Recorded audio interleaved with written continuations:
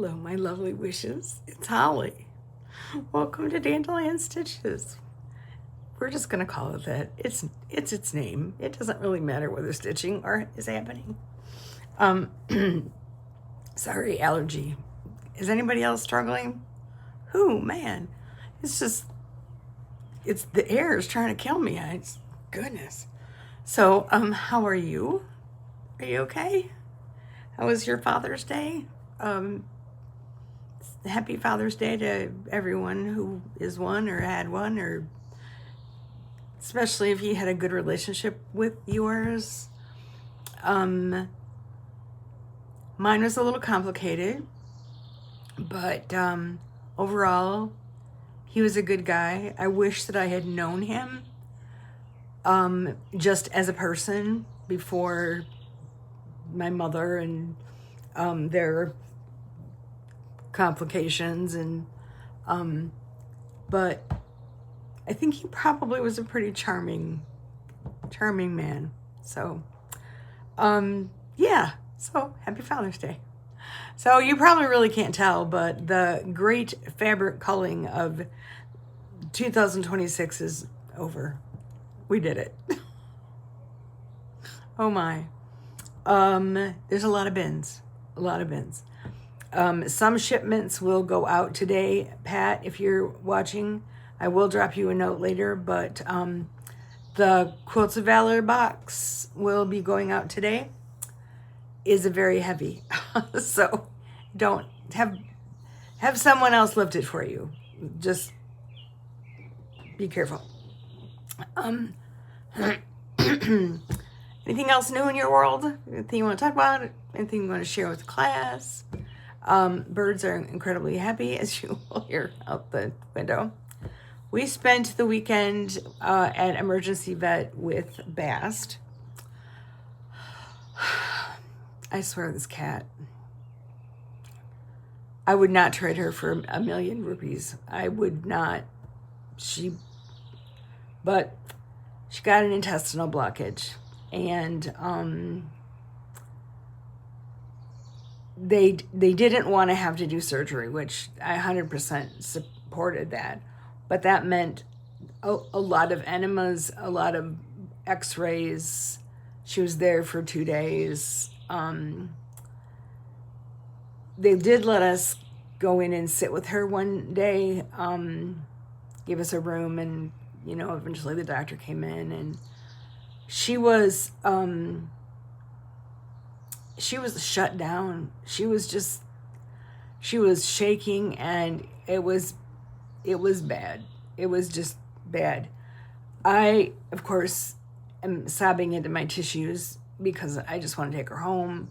I know she can't go home. She's really better off there. But why do people look at people crying like there's something abnormal about it?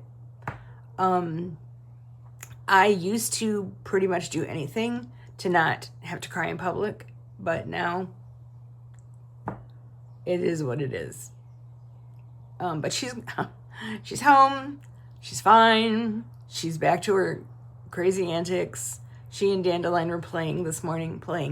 Did you ever think? I know. It's miraculous.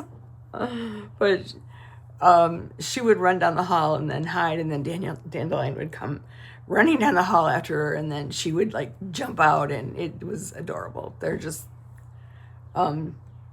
it's sweet. I mean, I don't think they're ever going to have the lay together in the same bed sort of thing, but it's compared to what it was. So there is going to be a story today, and I also have a little show and tell. So I'm going to just go ahead and tell the story, and then at the end I will show you the latest painting things. So I don't even know why this one came to me. I hadn't thought about this in so many years. I think it's been watching the British sewing bee that some of this has come back to me. My mother sewed everything I wore, aside from my undergarments, forever, into high school. I remember she made all my prom dresses, um, she made everything.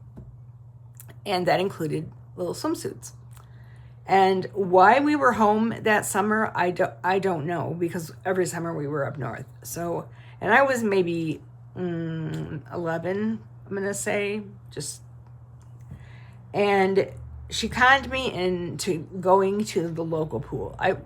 We've talked before. I was very shy, and I did not have a great deal of friends. And I think some of her friends with their daughters that were my age were all going to the public pool. And didn't I want to go?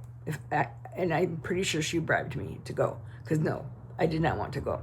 I was a good swimmer, but the whole idea, I was accustomed to having an entire lake to myself, not this body of water with all these screaming, jumping. Did not want to do it, but I did. I did it. And she made me a little like bikini thing. I remember it was blue, and it had, like elastic at the waist. It was not like Lycra or, like they do now, swimming suits. It was like a little cotton thingamajig. And it had elastic at the waist, and she did not know that there was a elastic that apparently let go of its elasticity when it got wet. You know where this is going. So we get to the pool, and I've gotten I can do this, I'm going to make friends, it's going to be okay. And a lot of the kids, I had not gotten in the pool yet. Oh, and the swimming cap, have you remember the years of the swimming cap? We all had to wear swimming caps, and of course not at the lake. I never wore one at the lake, but you had to in the pool. And I remember mine was white, because it seems like they were all white. And mine had like little flowers on it. Could have been a part of the bribe, but anyway. And everybody was jumping off the diving board, and well, I can do that. That's no big deal. But could I go jump off the high board? And nobody wanted to do it. It was like too high. And I said, I'll do it. For me, it was, you hit the water, you swim. I don't, so, oh yeah, cool, you do it. And everything. Okay, this is my ticket to friends. I'm going to jump off that board, and this is it. I'm going to make friends. So up I climbed the ladder to the end of the diving platform, and it's not, we had like platforms that floated out in the lake, and some of them were bigger than others, and it just did not, there was not a care in my mind for jumping off this thing. So I got to the end, I jumped in, no problem, except that the elastic and the bottoms, well, the top also, stopped being elastic and disappeared. Now, I grabbed it, but I couldn't figure out how to get back into them without exposing myself in the water with all these people around me. So I went underwater, and I got them on, and I held onto them, and I got out of the pool with one hand, because I'm holding up my bottoms and my top at the same time. I look over at my mother, and she was like, now, did she get out of her chair and run with a towel to save her child? No, she did not. Stuff that, yeah. So I went over, got a towel. I looked at her. I said, we're going home. She said, oh, yeah. We're going home. And we did. And she never, ever asked me to go swim at the public pool again, ever, which is very wise of her. I was not the kind of kid who threw fits.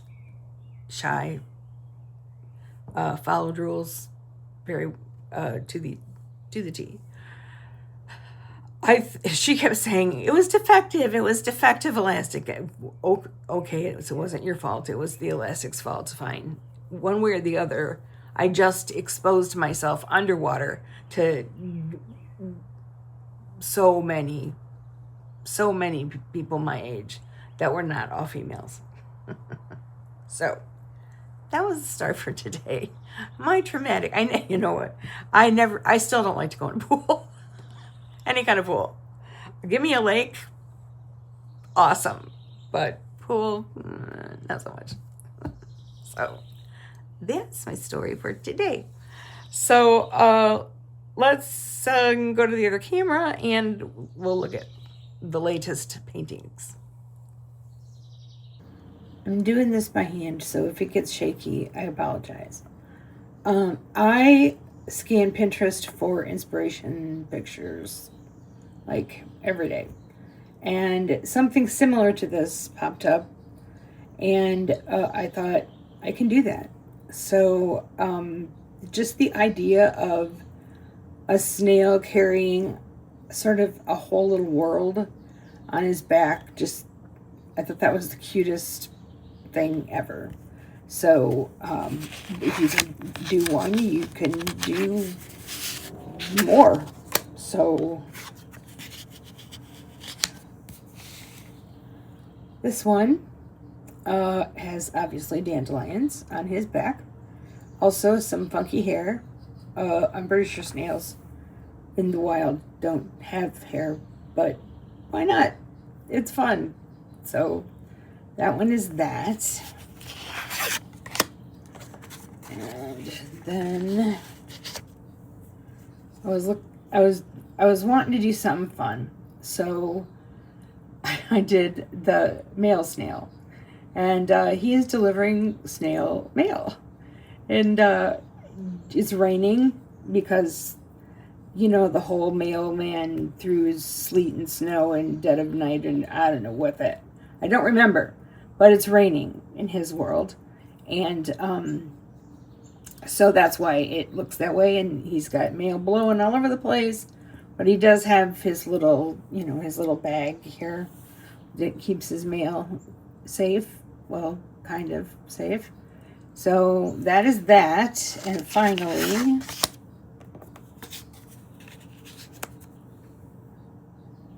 this little guy, he's just your basic snail, doing his thing, carrying some mushrooms and moss on his back. Got a little eye situation. Got into a fight down at the snail bar and came out looking not the best. But yeah. So that's them. That's the snail series, I guess. So see you in the other camera. Can you hear that little bird? Sure, now it stops. Yep, now it stopped. It's a wren. If you've ever had a wren in your yard, you will know it, because they never shut up until you want them to shut up or don't want them. Anyway, they're these little teeny birds with really pointy beaks, and they just all the time. All the time. She has a nest in our iron dragonfly out in the garden, and she comes back every year, puts a nest in that. Bless her heart. If she could just shut up a little bit, just a little bit, but you take what you get. So that's it for today, kids. I hope you're all well. I hope life is good in your neck of the woods. We are having lovely weather. Yesterday it rained and it was yucky, but today it's just really there she goes.